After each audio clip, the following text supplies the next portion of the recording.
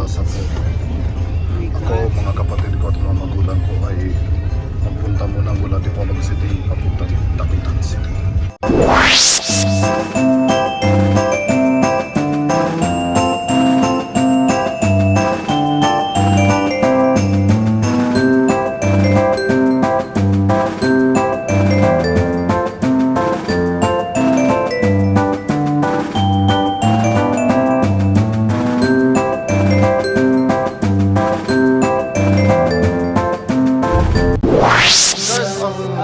Akala ko yung nagkakantahan dito, no? Kahit hindi pa rin gaano karami ang mga guest dito.